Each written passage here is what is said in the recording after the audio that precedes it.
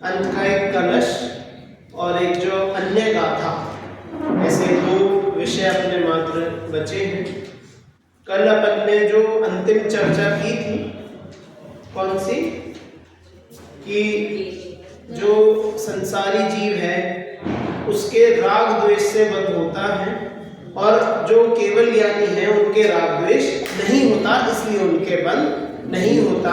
कहने का अर्थ ये था कि कोई भी जीव हो, किसी के भी ज्ञान से बंध नहीं होता, कि वे परद्रव्य को जानते हैं लेकिन जानते हुए ना तो उन रूप उत्पन्न होते, ना उनको ग्रहण करते और ना ही उन रूप परिणमित होते। तो इसलिए वे उन सबको जानते हुए भी अबंधक रहते। क्या रहते हैं? अबंधक रहते। ये चर्चा अंतिम हुई थी। अब इसके बाद ये थोड़ा सा पढ़ने का है। फिर आज हम जो एक कलश है, यहाँ पर आचार्य अमृतचंद्र द्वारा कृत कलश है, इसकी चर्चा करेंगे। इस कलश में भी ऐसा मतलब विषय, ज्ञान संबंधित विषय ना होकर मात्र इसमें नमस्कारात्मक एक ही मंगलाचरण रूप है और फिर एक गाथा और है, वो भी मूल कृति में ना होकर आचार्य जयशंकर टीका में गाथा मिलती है, इसमें भी मात्र नमस्कार किया गया है। नमस्कार रूप यह विषय है। तो इसे अपन पढ़कर फिर जितना जल्दी हो सके हम नए विषय की ओर आगे बढ़े। ठीक, देखो पृष्ठ क्रमांक 83 हम खोल लें। अगर आप जो कल नहीं आए थे उनके लिए बस इतना ही इसमें दोहराना था, जो गाथा नंबर 52 में इसमें यही बताया है। देखो मैं पढ़ ही देता हूँ सीधा। केवल ज्ञानी आत्मा पदार्थों को जानता हुआ भी उन रूप परिणमित नहीं होता, उन्हें ग्रहण नहीं करता और उन पदार्थों के रूप में उत्पन्न भी नहीं होता, इसलिए उसे अबंधक कहते हैं। भैया जानते तो हम भी संसार को हैं और जानते तो केवल ज्ञानी भी, लेकिन केवल ज्ञानी उनमें अपना एकत्व ममत्व नहीं करते, वो उन रूप परिणमित नहीं होते, उनको अपना नहीं मानते, तो इसलिए उनके बंध नहीं होता। और हम संसारी कि हम तो इतनी सी दुनिया जान सकते, थोड़े से अपना जितना ज्ञान बहुत लिमिटेड, बहुत सीमित थोड़ा सा ज्ञान है और उसमें भी हम राग द्वेष कर करके मरेगा है ना। तो इस कारण से हमें बंध होता है। जो एक शब्द आया था ना, ज्ञार्थ परिणमन क्रिया, गाथा नंबर 43 का, उसका थोड़ा सा जो अंकित किया है, इंगित किया उस तरफ यहाँ आगे टीका में, तो उसका भी यहाँ पर उदाहरण लिया इसी ग्रंथ की उस गाथा का, कि वहां पर बताया था कि जीव के पहले कर्म बंध का उदय आता है और उस कर्म बंध में यह जीव चेतित होता है, उसको अपना मानता है, उस कर्म बंध के उदय को अपना मानता है और फिर राग द्वेष करता है और फिर राग द्वेष करके नया कर्म बंधन होता है। तो ऐसे तो जब उस उदय को अपना माना तो उससे तो राग द्वेष हो गए। तो इस कारण से हमें बंध होता है और केवली के सब कुछ जानते हुए भी किसी तरह का बंध नहीं है। क्यों नहीं है? क्योंकि उनके राग द्वेष नहीं है, मोह नहीं है, वे मत अपने को ही अपना मानते हैं। तो ये अपनी चर्चा हुई थी। अब देखो यहाँ पृष्ठ क्रमांक 83 पर अपन यहाँ पढ़ते हैं। यहाँ से जो बीच में जो डार्क वाला लिखा है, हाँ, ज्ञप्ति क्रिया, यहाँ से हम पढ़ते हैं। देखो, ज्ञप्ति क्रिया बंध का कारण नहीं है। क्या बोला? ज्ञप्ति क्रिया बंध का कारण नहीं है, अपितु ज्ञेयार्थ परिणमन रूप क्रिया अर्थात ज्ञेय पदार्थों के सम्मुख वृत्ति होना ही बंध का कारण है। समझ में आया कि जानने रूप जो क्रिया वो बंधन नहीं कराती। जैसे कल उदाहरण मैंने क्या बताया था, उबलता हुआ पानी, ठीक है, पानी है उबला हुआ बिल्कुल 100 डिग्री, उसमें क्या बोलते हैं उसे, धक्के लग रहे हैं, बिल्कुल उबलता हुआ बुलबुले आ रहा है, बिल्कुल तेज खद्दा लग रहा है जबरदस्त, ठीक है। अब वो पानी हम किसी पर उड़ेल गिरेगा, हाथ जलेगा, जिस पर डालेंगे वो जल जाएगा, बर्तन हम पकड़ेंगे हम भी जलेंगे। तो अब क्या पानी ने हमें जला दिया? पानी ने उसे जला दिया क्या? पानी ने बर्तन को जला दिया क्या? पानी ने तो किसी को भी नहीं उबला हुआ पानी भी यदि आग पर डाला जाए तो वो आपको जलाएगा कि बुझाएगा? बुझाएगा। तो इसका मतलब क्या कि वो जो उबलते हुए पानी से यदि हम जल जाए तो वो पानी की गलती नहीं है, वो अग्नि की गलती है भाई। नहीं मतलब जिसने गर्म किया वो अब गर्म हो गया ना, तो उस पानी में उस गर्मी रूपी अग्नि का संयोग हो गया, वो उसमें बंद के रह गए। तो अब उस पानी में भी वो अग्नि है जब तक वो ठंडा नहीं हो। तो उस अग्नि का दोष है कि हम जले। अब हम कहे भैया उबलते पानी से जल गए, पानी फूंक के दिए, अब वो ठंडे पानी को भी फूंकने में लगे, बर्फ के पानी को भी छोड़ रहे कि नहीं नहीं इससे हम जल जाएंगे। तो पानी छोड़ना कोई उपाय तो नहीं। तो क्या उपाय है कि भैया समझो कि गलती किसकी थी, कि उस गर्मी की गलती थी। समझ में आया उदाहरण क्या कह रहे हैं कि अग्नि से जलते हैं, पानी से नहीं जलते। समझ में? तो ऐसे ही यहाँ कह रहे हैं जानन रूप क्रिया का कोई दोष नहीं है, वो तो जगत के सब जीव करते हैं, फिर चाहे निगोद में हो, फिर चाहे सिद्ध में हो, फिर चाहे बीच में कहीं। जानने की क्रिया तो सबके है, लेकिन जो वो जानते हुए पर पदार्थों के सम्मुख वृत्ति, भाई जानना तो सबके है। पानी तो सब पीते हैं, सब जलते हैं क्या? पानी पीने में सब जीव जलते हैं क्या? नहीं जलते। जलते तो वे हैं जिन्हें गर्म ठंडे में अंतर नहीं पता है ना। तो ऐसे ही पर पदार्थ को जानते हैं, उन रूप परिवर्तन करते हैं, परिणमन करते हैं, तब वह जीव के बंध होते हैं। समझ में? अपितु ज्ञेयार्थ परिणमन रूप क्रिया अर्थात ज्ञेय पदार्थों के सम्मुख वृत्ति होना ही बंध का कारण है। ठीक है। केवली भगवान के ज्ञप्ति क्रिया होने पर भी ज्ञेयार्थ परिणमन रूप क्रिया नहीं होती, इस कारण उन्हें बंध नहीं होता। भाई वो जानते हैं सारा जगत, सब कुछ ही जानते बेचारे, उनके पास तो उसे कोई रोकने का, बंद करने का, थोड़ा सा कर्म लाने का भी ऑप्शन नहीं, सब कुछ जानना है। तो वे उसमें किसी भी हालत में उन पर पदार्थ को परिणमन करते ही नहीं है, इसलिए उनके मन नहीं होता।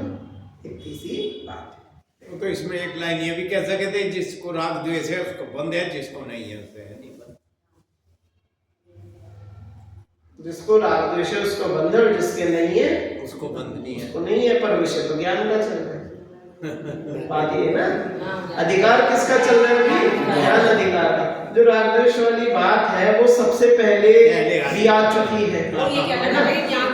हाँ बिल्कुल बिल्कुल, वो तो देखो सबसे पहले भी आ गई। राग द्वेष वाली बात आई है, सारे में विषय ये चल रहा है, क्वालिटी की बात। हाँ जो आपने कहा ना कि ये बात वो तो आ चुकी, वो तो शुरू में बोली, फिर जो अगला शुद्धों पे वो देगार था उसमें ये सारी बात बोली। क्या क्या बोली कि ये जीव राग द्वेष करता है तो उन्रूप हो जाता है। सब आया नहीं आया? तो अभी तो बस वो ज्ञान दिखा रहे कि वो ज्ञान ऐसा है, ज्ञान बढ़िया है, ज्ञान कुछ नहीं करता, ज्ञान तो निर्मल होता है, दोष तो सब जीव का है ना। राग द्वेष करता है वो जीव अपनी भूल से करता है, वो ज्ञान से नहीं करता, ज्ञान दोष में नहीं ऐसा। ठीक है, चल। इस प्रकार उक्त गाथा और उसकी टीका में मात्र इतना ही कहा गया है कि वीतराग भाव पूर्वक सहज भाव से होने वाला पर पदार्थों का ज्ञान बंध का कारण नहीं है। समझ में आ रहा है सभी को? है ना? क्योंकि स्वपर को जानना तो आत्मा का सहज स्वभाव है। अब भैया जानने से ही बंद होने लगे फिर तो कोई जीव मुक्ति नहीं हो सकती, है ना। जो निगोद में भी है उनका भी इतना सा ज्ञान जो उघाड़ है वो भी खत्म हो जाएगा कि वो इतना सा भी तो जान ही रहे, उससे और बंद करेंगे, फिर क्या, फिर तो वो भी ज्ञान खत्म कर दो, है ना। तो क्योंकि स्वपर को जानना तो आत्मा का सहज स्वभाव है। अब भैया आत्मा जाने नहीं तो करे क्या? अब तुम जानने पर भी रोक लगा दो अन्य मत वाले, तो फिर कैसे बात है ना। कल मैंने इस पर इशारा किया था कि अन्य मत में कैसे क्या क्या मानते हैं, देखा। अतः किसी को भी जानना बंध का कारण कैसे हो सकता है, अथवा मतलब नहीं हो सकता, जानने से बंध नहीं होता।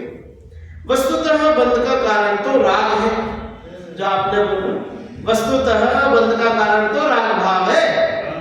इस कारण ज्ञेयार्थ परिणमन रूप क्रिया के कर्ता रागी द्वेषी मोही जीव बंध को प्राप्त होते हैं। किंतु जिन वीतरागी भगवंतों के ज्ञान में वीतराग भाव से सहज जानना होता रहता है, उनका वह ज्ञान बंध का कारण नहीं है। यही कारण है कि केवली भगवान को बंध नहीं होता। इतनी सी बात है कि उन्हें तो बंध नहीं होता, वे तो इन सारे विकारी भावों से, विपरीत भावों से मुक्त हो गए। और किस वो वीतराग भाव कहां से आया? वो पहला अधिकार, दूसरा अधिकार याद रखना। कहां से आया वीतराग भाव?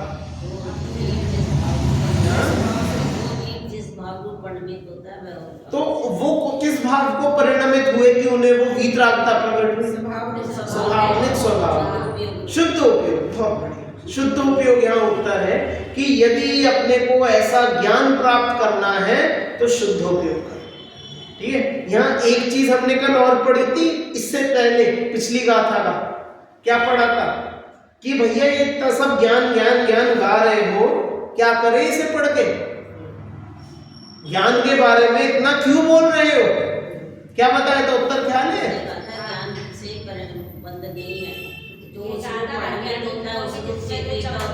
चमत्कृत वाला, ये वाला। हाँ, जिसमें वहां पर ये कहा कि हम छोटे क्षयोपशम ज्ञान वाले जीव तो छोटी छोटी चीजों में कमाल मानने लगते हैं, चमत्कार मानने लगते हैं, है ना?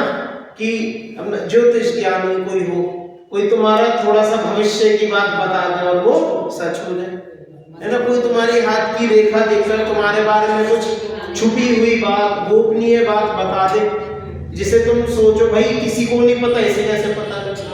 हम उन चीजों को हम चमत्कार मानते हैं। और तीन लोग के नाम जो सब कुछ जान रहे है ना, उनको समझो ना, ये तो थोड़ा थोड़ा जानते हैं, ऐसा चमत्कार देखो ना, तो उनसे छोड़कर इनमें श्रद्धा करे, इनकी बात को सही माने कि भैया ये तो सब जानते हैं, इनसे ज्यादा कौन क्या जानेगा। तो इसलिए इतना सब ज्ञान के बारे में बताई कि हम इनके चमत्कार को समझे। आप सोचो ना, ये चमत्कार नहीं लगता आपको? दुनिया को सब कुछ ही जानते हैं, कुछ तो सीमा होगी, कहीं तो सीमा होगी, कुछ तो क्या होगा। ये चमत्कार नहीं है क्या खुद में? ये केवली भगवान सब कुछ जानते हैं, वो सब जानते हैं कौन से जीव की क्या दशा होगी, अनंत काल बाद भी क्या होगा, कैसा होगा, कौन कहाँ होगा, सब कुछ जानते हैं। वो तो एक बताते हैं ऐसा ज्ञान हम में है, तुम भी जान सकता है, जानना चाहिए। हाँ, अब वही तो बात है ना।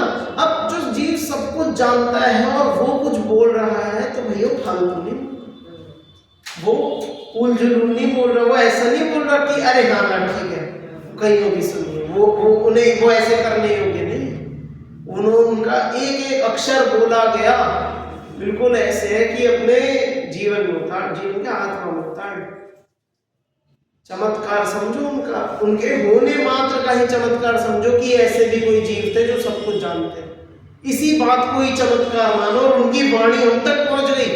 उन्हें तो ये तो चमत्कार पे भी चमत्कार है कि उनकी उन जीव की वाणी, अब कोई भी हो, हम नाम नहीं लो, वैसे नाम लेना चाहिए, महावीर भगवान, पार्श्वनाथ भगवान, अपन अपने तीर्थंकर, पर यदि हम ना भी ले, पर कोई ऐसे जीव जो सब कुछ जानते थे, उनकी वाणी हमारे हाथ में है, वो तो चमत्कार नहीं मान रहे हम इसे तो। हाँ, और जो कोई एक लाइन अक्षर देख के बता दे आत्मा, वो चमत्कार। और हम उसे क्या, अरे सब बता, सब वो तो आया पीछे, हाँ? ज्योतिष विद्या, रस विद्या, हाँ, वही वाला से मैं बता रहा हूँ। नमस्कार बस, और क्या। अब ये चमत्कार,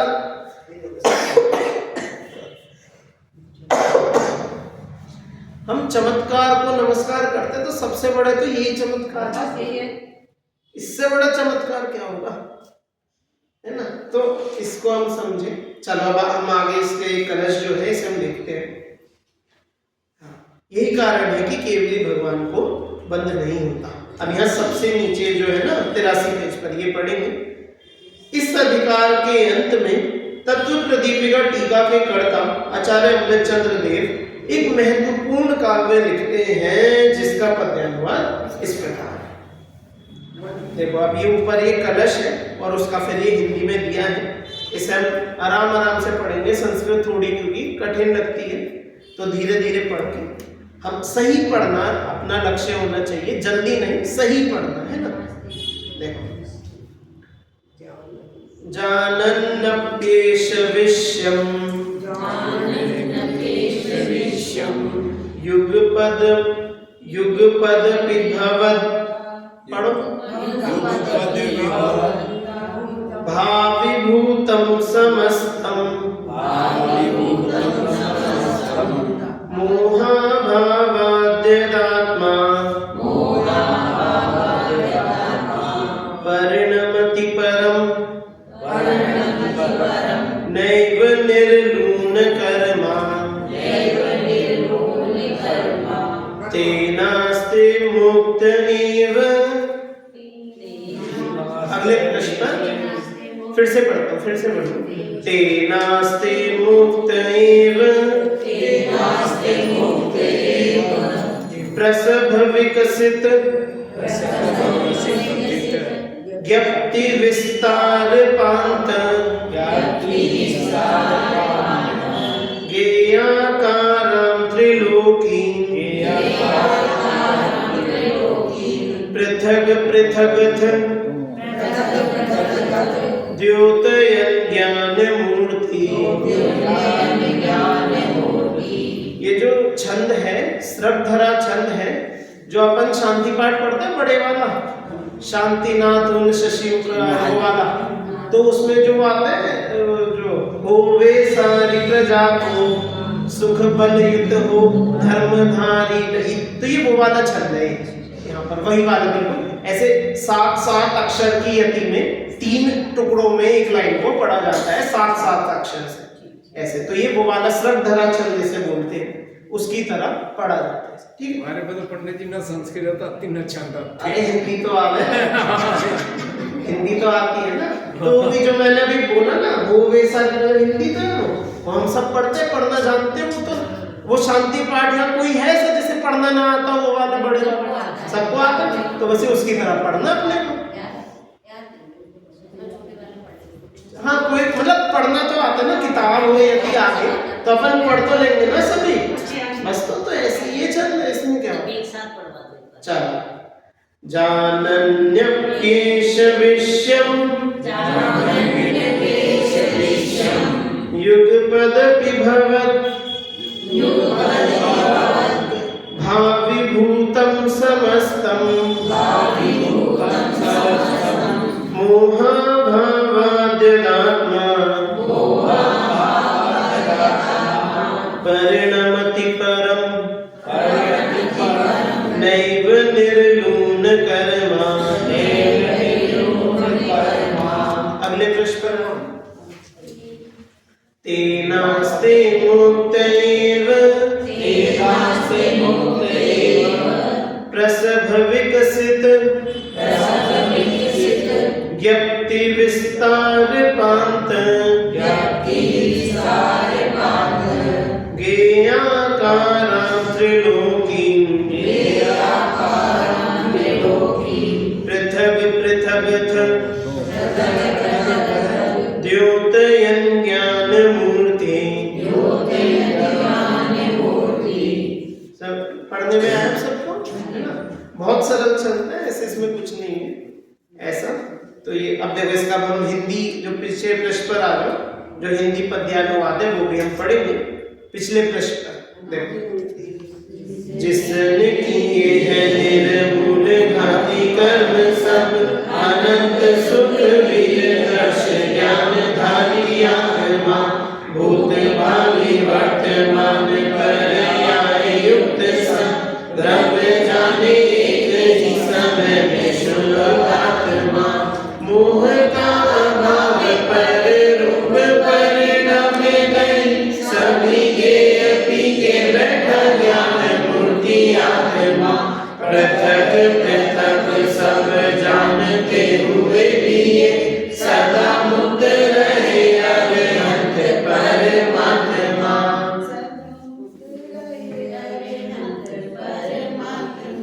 समझ में आया हिंदी वाला? देखो हिंदी के छंदों की यही बात है, बिल्कुल जो ऊपर संस्कृत का छंद है बिल्कुल उसकी छाया है, इन्हें क्या बोलते हैं छाया, छायानुवाद ऐसे बोलते हैं। बिल्कुल ऐसा नहीं कि उसका भाव लिया, बिल्कुल शब्दशाही बदल के लिख दिया, बस बिल्कुल शब्द टू शब्द उसका ट्रांसलेशन ही लिख दिया और उसे एक छंद में पिरो दिया। इसे छाया बोलते हैं, ठीक है। तो ये जो छाया की तरह लिखा गया है इसका, देखो हम इसे पढ़ते हैं। जिसने किए हैं निर्मूल घाती कर्म सब, ये सीधा आप यही मानो कि हम तो संस्कृत वाला ही पढ़ रहे हैं और कुछ नहीं, वही पढ़ रहे हैं। जिसने किए हैं निर्मूल घाती कर्म सब, अनंत सुख वीर्य दर्श ज्ञानधारी आत्मा। किनकी बात चल रही है यहाँ पर? केवल ज्ञानी की, अरिहंत परमात्मा की यहाँ पर बात चल रही है। क्या बात चल रही है? कि भैया वे ऐसे आत्मा हैं जिन्होंने अनंत दर्शन ज्ञान सुख वीर्य के धारी हैं और जिन्होंने घाती कर्मों को मूल से नाश कर दिया, घाती कर्मों को निर्मूल कर दिया कि वो ऐसे पौधे लगे थे और बिल्कुल मूल समेत उन्हें उखाड़ दिया। भूत भावी वर्तमान परियाएं युक्त सब द्रव्य जाने एक ही समय में, कि वह शुद्धात्मा सभी द्रव्यों की भूत भविष्य वर्तमान सारी पर्यायों को एक साथ जानते हैं और एक ही समय में जान लेते हैं। क्या क्या बोला? एक तो एक साथ जानते हैं और एक ही समय में जानते हैं। अब देखो इसे संस्कृत में देखना ये सब कैसे कैसे लिखा। जानन्नपि एष विषयम, ये पता नहीं क्यों विषयम की जगह कुछ और तो नहीं होना चाहिए था, अभी चलो ठीक है विषयम ही होगा। देखो जानन्नपि की जानते हुए भी, युगपदपि भवत भावी भूतम की युगपद मतलब साथ में भी, युगपद में भी जानते हैं, भवत जो हो चुका, भावी जो होगा, भूतम जो हो रहा है, समस्तम सब कुछ, भूत भविष्य वर्तमान सबको साथ में जान रहे हैं। मोहाभावात यत आत्मा, कि जिस आत्मा ने इस मोह का अभाव कर दिया हो, मोहाभावात मतलब मोह के अभाव से जो आत्मा, ऐसा बिल्कुल शब्द का अर्थ निकलेगा, मोह के अभाव से जो आत्मा परिणमति परम नैव निर्मूल निर्लून कर्मा, कि जिसने इन कर्मों को बिल्कुल मूल से खत्म कर दिया है, इस रूप से इन सबको जानता हुआ परिणमन कर रहा है। इस तरह का देखो आगे देखते हैं। मोह का अभाव पर रूप परिणमे नहीं, कि मोह का जिसने अभाव कर दिया और पर रूप से परिणमन नहीं करते हैं, सभी गे पी के बैठा ज्ञान मूर्ति आत्मा, कि सारे गेयों को जैसे पी लिया हो। जैसे आज के समय में तो अब हमारे ज्यादा भूख भी नहीं है, ज्यादा पेट की क्षमता भी नहीं है।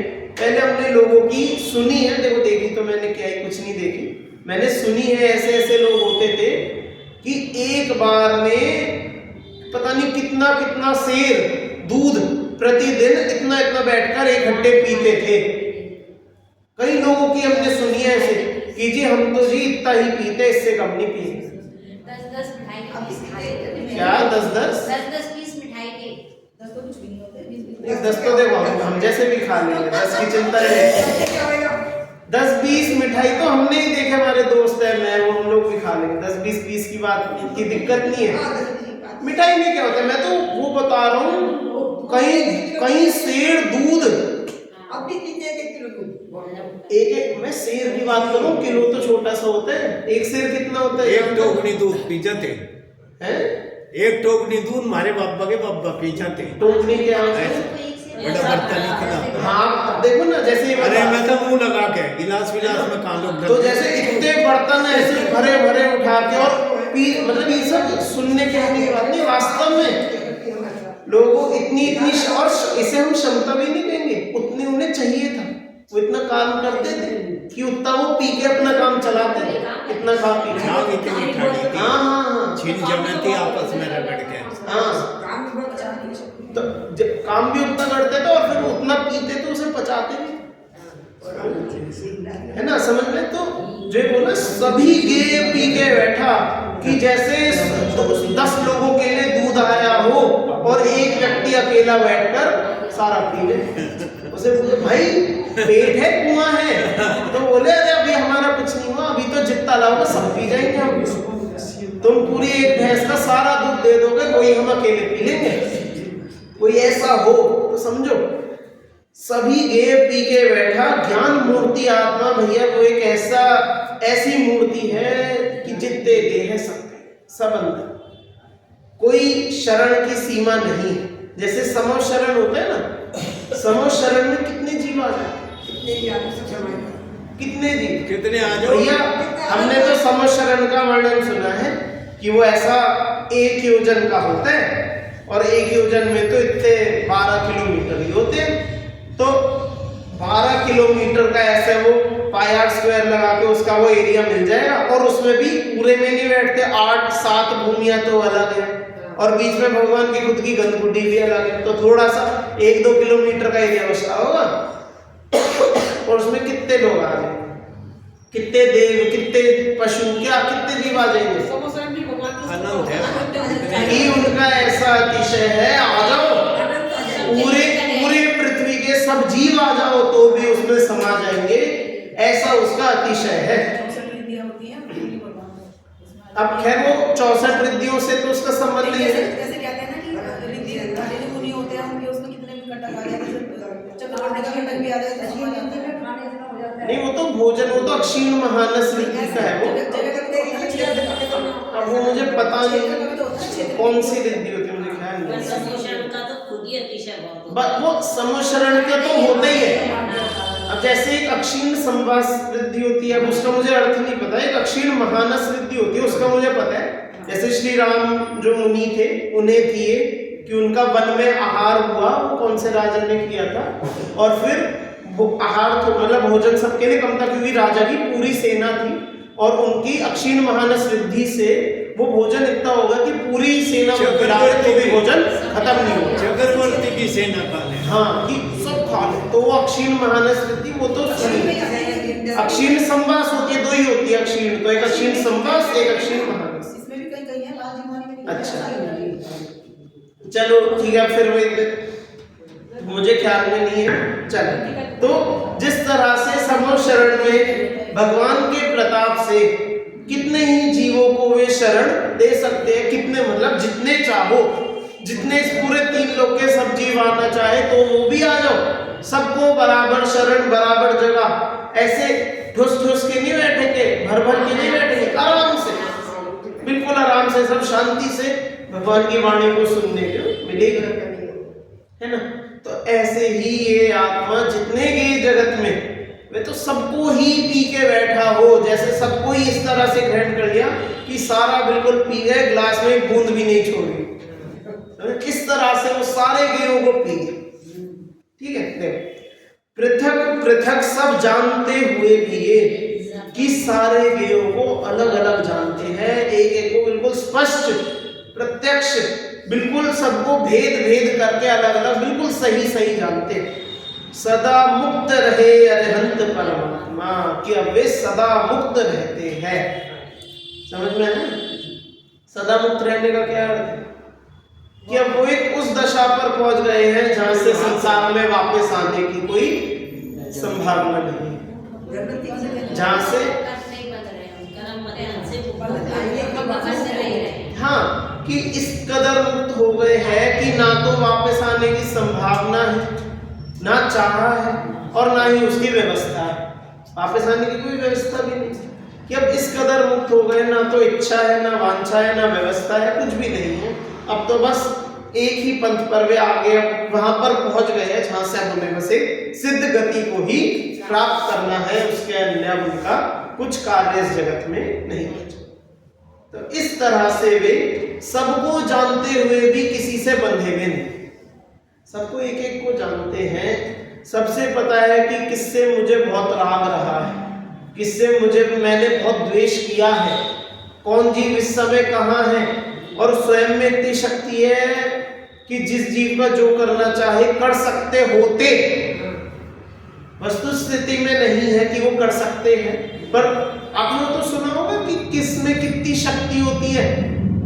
जैसे सौधर्मेंद्र में इतनी शक्ति होती है कि पूरा मध्य लोक पटक दे, तीर्थंकर में इतनी शक्ति होती है कि पूरा 3 लोग ही पलट दे। अब पलट देगा क्या कोई तीर्थंकर कि भैया अब तो हुंडा सर्प निकालता?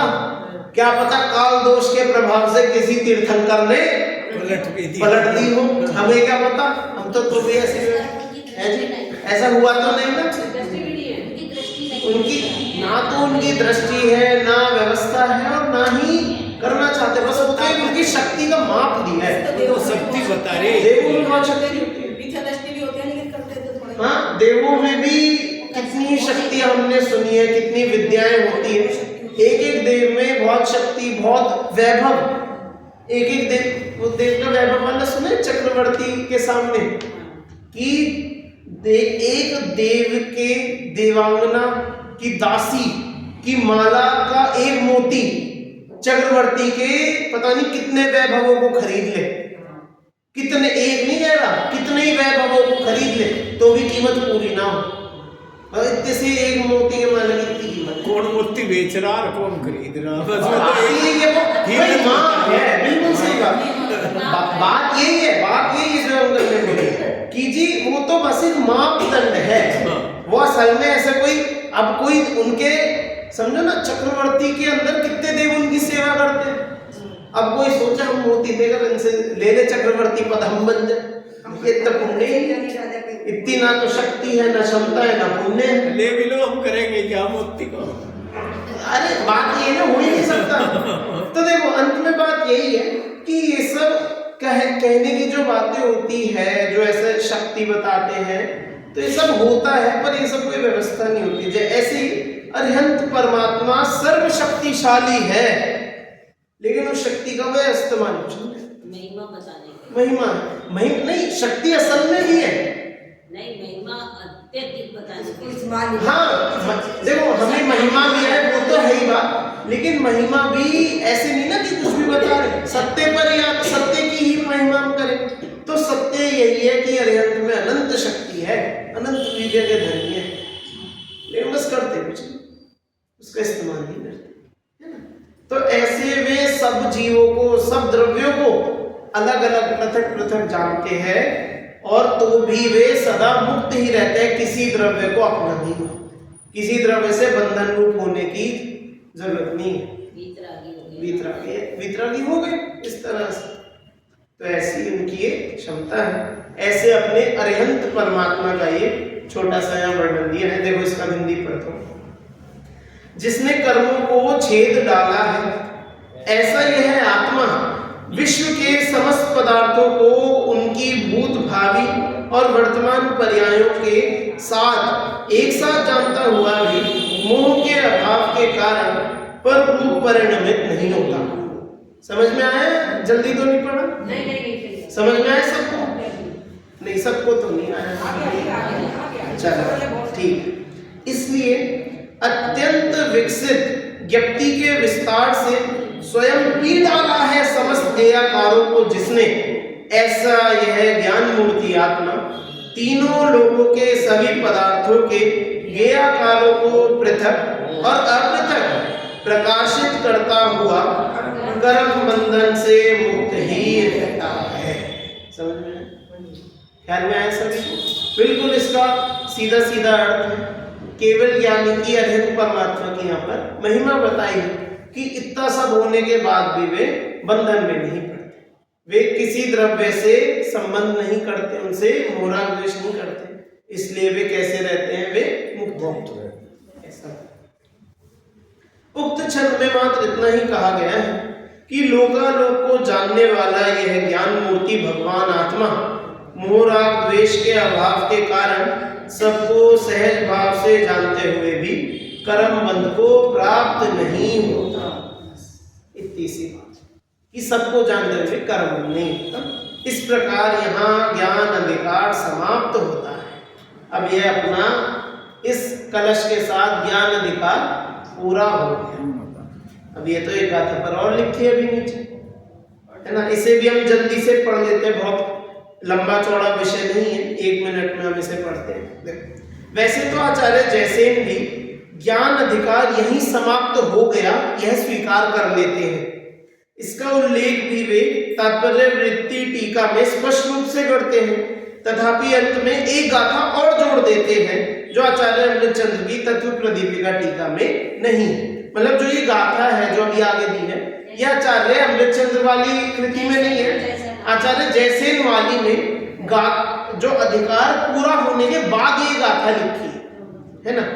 इस गाथा में कोई नया प्रमेय उपस्थित नहीं किया गया है, अपितु यह गाथा एक प्रकार से अधिकार के अंत में होने वाले मंगलाचरण रूप गाथा ही है, क्योंकि तात्पर्य वृत्ति में प्राप्त इसकी उत्थानिका में स्पष्ट उल्लेख है कि ज्ञान प्रपंच के व्याख्यान के उपरांत अब ज्ञान के आधारभूत सर्वज्ञ देव को नमस्कार करते हैं। इस गाथा में मात्र सर्वज्ञ देव को नमस्कार करने के बाद इस गाथा पद्यानुवाद को पढ़ते हैं। देखो, तस्सनमाइन लोगो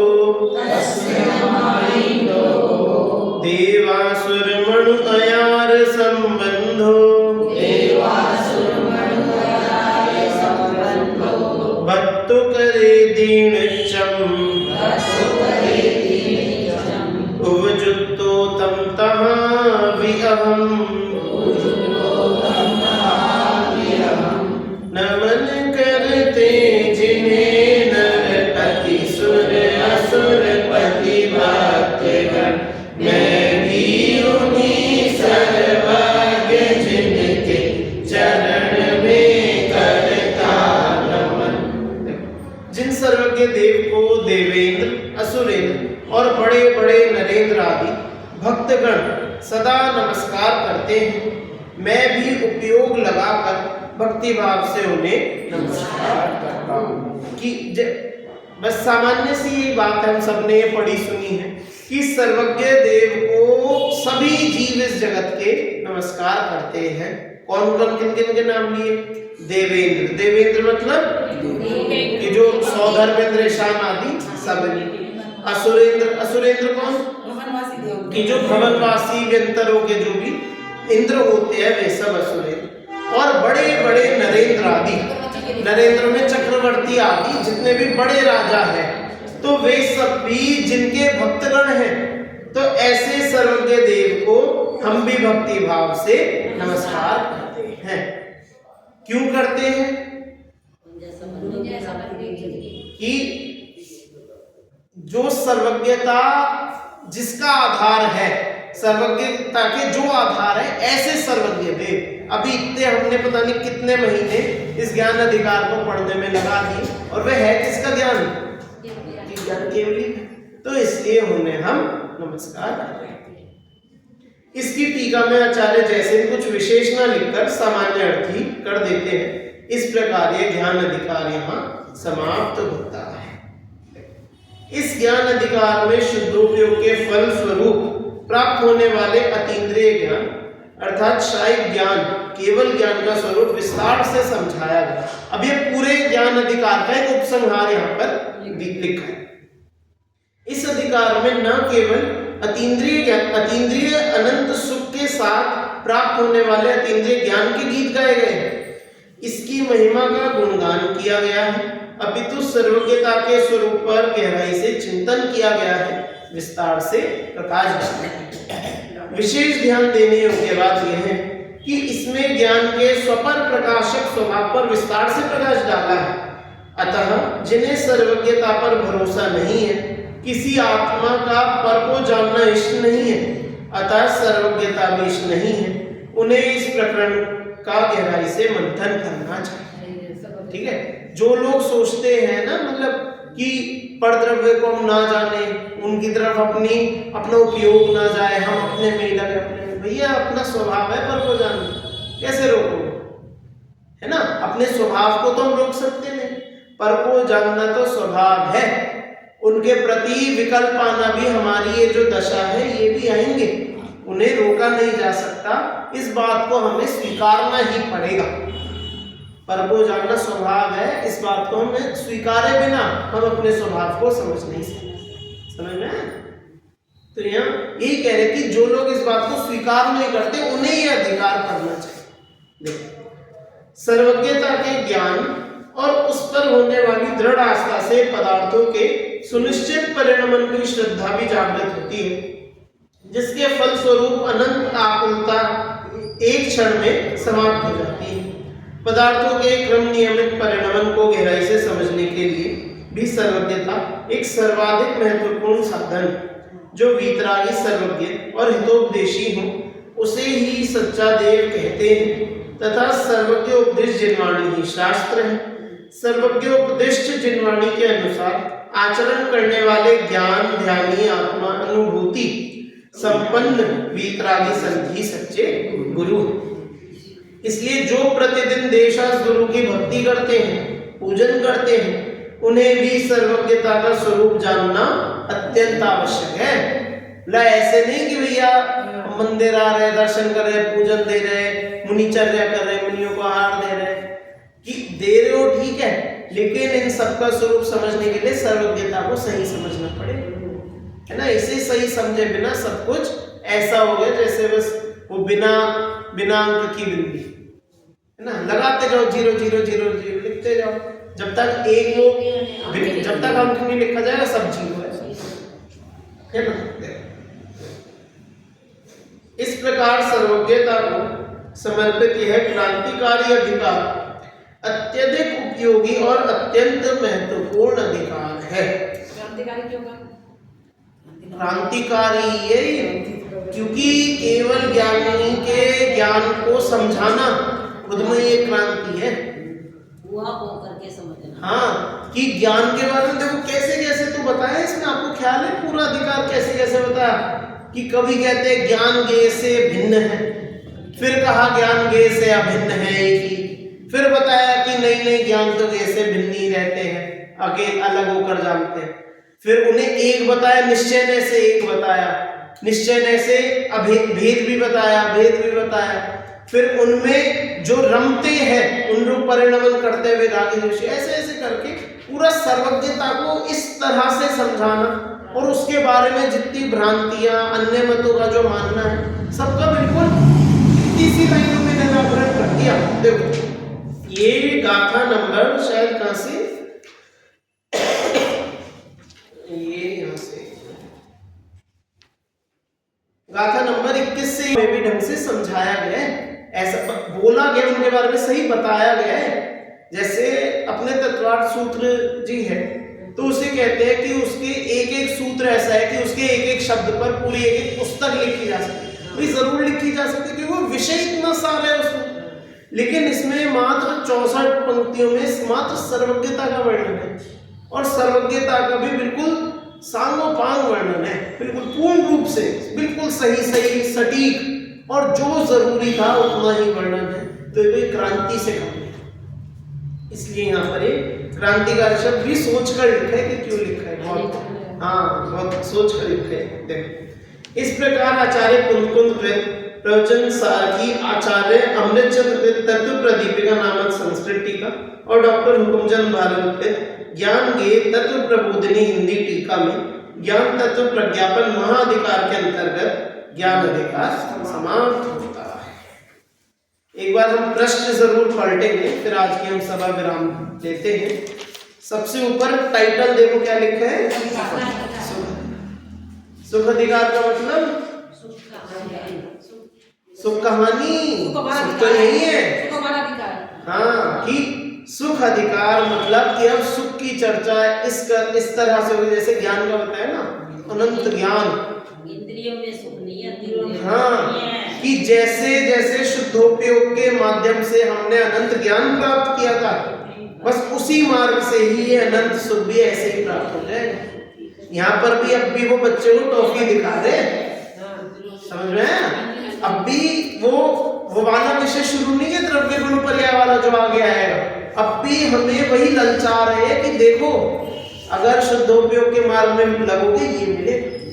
तो ऐसे सुख अधिकार है, इसकी चर्चा ही बहुत छोटा अधिकार है, 12 गाथाएं मात्र इसमें है, 12 या पता नहीं मुझे ख्याल नहीं, शायद 16 होंगी, 12 या 16 गाथाएं इसमें मात्र है, 16 हाँ 16 गाथाएं इसमें है, बहुत छोटा अधिकार है।